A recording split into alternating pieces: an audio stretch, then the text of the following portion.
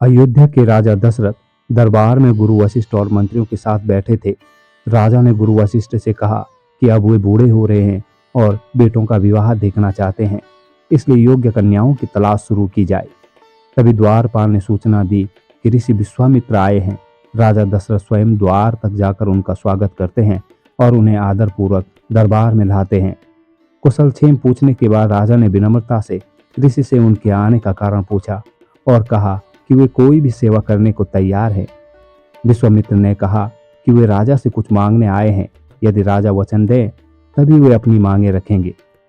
दशरथ ने तत्काल वचन दिया और कहा कि रघुकुल के राजाओं के लिए वचन ही प्रतिज्ञा होती है।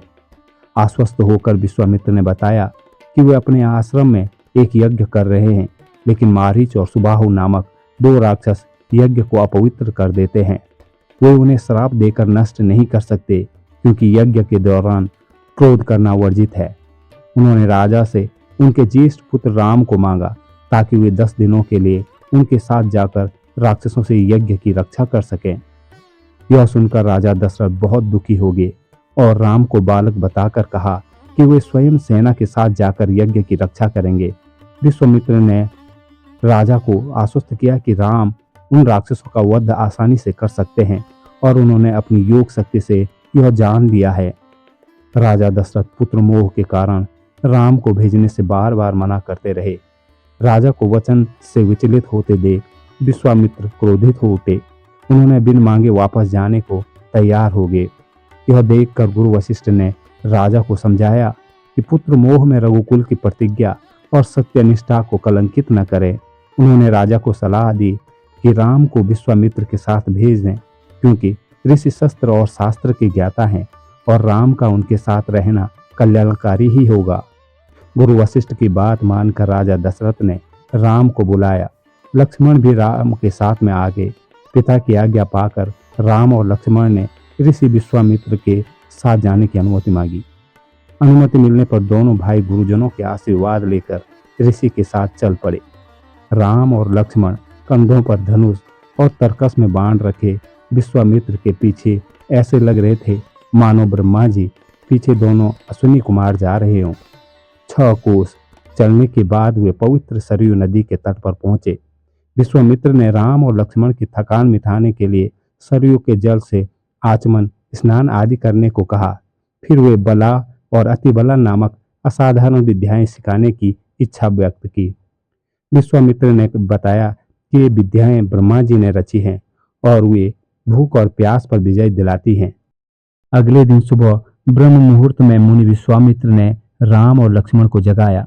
उन्होंने कहा कि रात खत्म हो गई है और सूर्य निकलने वाला है। जैसे सूर्य अंधेरे को मिटाता है, वैसे ही उन्हें भी अपने पराक्रम से राक्षसों को खत्म करना है।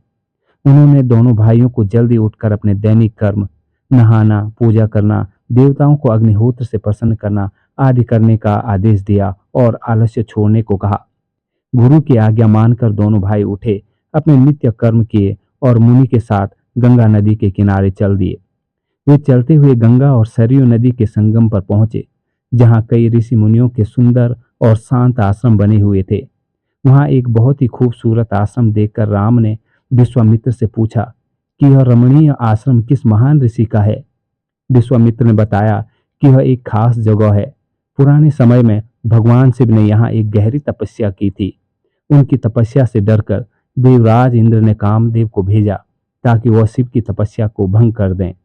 कामदेव ने शिव पर कई प्रेम बाण चलाए, जिससे उनकी तपस्या में रुकावट आई। इससे महादेव बहुत क्रोधित हुए।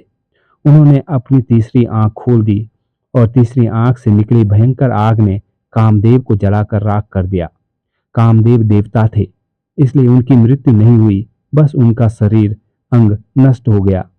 शरीर नष्ट होने के कारण कामदेव का नाम अनंग यानी बिना अंग वाला पड़ा और इस जगह का नाम अंगदेश पड़ गया। यह आश्रम भगवान शिव का है, लेकिन कामदेव को यहीं भस्म किया गया था, इसलिए इसे कामदेव का आश्रम भी कहते हैं। गुरु विश्वामित्र के कहने पर सबने वही रात वहीं रुकने का फैसला लिया। राम और लक्ष्मण जंगल से फल फूल लाए और गुरु को अर्पित किए। फिर तीनों ने एक साथ प्रसाद खाया। रात में राम और लक्ष्मण ने गुरु विश्वामित्र से कई कहानियां और ज्ञान की बातें सुनी।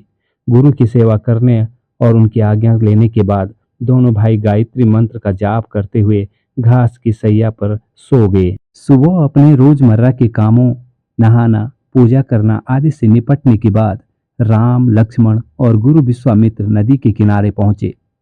एक मुनि ने उन्हें पहचान कर एक सुंदर सी नाव लाए और उन्हें नदी पार कराई। नदी पार कर एक बहुत ही डरावना जंगल था। राम ने विश्वामित्र से पूछा कि यह इतना भयानक क्यों है, जहां पर हर तरफ शेर, बाघ, हाथी और अन्य हिंसक जानवरों की आवाजें आ रही है। पेड़ों की वजह से सूरज की रोशनी भी जमीन पर नहीं पहुंच पा रही है।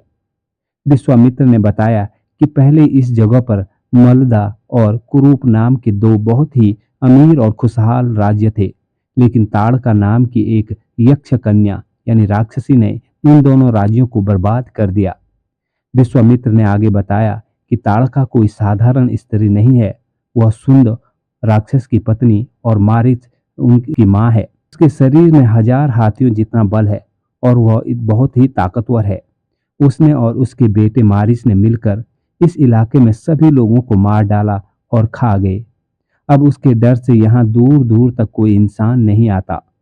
विश्वामित्र ने कहा, मैं तुम्हें उसी ताड़का को मारने के लिए यहाँ लाया हूँ। राम ने हैरान होकर पूछा कि एक स्त्री में इतना बल कैसे आ गया। विश्वामित्र ने कहा कि यह सच है कि इसके पीछे एक कहानी है। सुकेतु नाम के एक बलवान यक्ष ने संतान के लिए ब्रह्मा जी की कठोर तपस्या की। प्रसन्न होकर ब्रह्मा जी ने उसे वरदान दिया, जिससे ताड़का का जन्म हुआ। सुकेतु के मांगने पर ब्रह्मा जी ने ताड़का को 1000 हाथियों का बल भी दे दिया। बड़ी होने पर ताड़का का विवाह सुंदर राक्षस से हुआ और मारीच का जन्म हुआ। मारीच बचपन में बहुत शरारती था और ऋषि मुनियों को सताता था। इससे क्रोधित होकर अगस्त्य मुनि ने उसे राक्षस बन जाने का शाप दिया। जब सुंद यानी ताड़का का पति अगस्त्य मुनि को मारने दौड़ा तो मुनि ने शाप देकर उसे भस्म कर दिया। पति की मौत का बदला लेने के लिए ताड़का ने अगस्त्य मुनि पर हमला किया, जिस पर मुनि ने शाप देकर ताड़का की सुंदरता नष्ट कर दी और वह कुरूप हो गई। अपनी कुरूपता और पति की मौत का बदला लेने के लिए ही ताड़का अब अगस्त्य मुनि के आश्रम को ही बर्बाद करने की कोशिश कर रही है। विश्वामित्र ने राम को आज्ञा दी कि वह ताड़का का वध करे, क्योंकि राम के अलावा कोई और उसे नहीं मार सकता। उन्होंने राम से कहा कि यह मत सोचो कि वह स्त्री है। स्त्री के रूप में यह घोर पाप है और पाप को नष्ट करने में कोई पाप नहीं लगता। राम ने गुरु की आज्ञा मानी और कहा कि वह मानवों की भलाई के लिए ताड़का को जरूर मारेंगे। राम ने अपने धनुष व बाण चलाया और जोर से टंकार की। इस आवाज से पूरा जंगल गूंज उठा और जानवर डरकर भागने लगे। यह सुनकर ताड़का क्रोधित हो उठी और धनुष के ताड़ खड़े सामने राम को देखकर उन पर तेजी से झपटी। ताड़का को आता देख राम ने लक्ष्मण से कहा कि इस भयानक राक्षसी को देखो, जो बहुत हिंसक लगती है। ताड़का बड़े बड़े दांत चमकाती हुई बिजली की तेजी से राम और लक्ष्मण की तरफ दौड़ी। राम पहले से तैयार थे। उन्होंने एक तेज बाण चलाया जो सीधे ताड़का के हृदय में लगा। उसके सीने से गर्म खून बहने लगा। जब वह दोबारा हमले करने के लिए उठी तो राम ने एक बाण और चलाया, फिर उसके सीने में लगा। ताड़का दर्द से चिल्लाती हुई जमीन पर गिर पड़ी और मर गई। राम के इस पराक्रम से विश्वामित्र को बहुत खुशी हुई और उन्होंने ढेर सारा आशीर्वाद दिया। उन्होंने वही रात वहीं बिताई। अगली सुबह उन्होंने देखा कि ताड़का के डर से मुक्त होने के कारण उस जंगल की भयानकता खत्म हो चुकी थी। इसके बाद स्नान पूजन और महर्षि विश्वामित्र के आश्रम की ओर चल पड़े।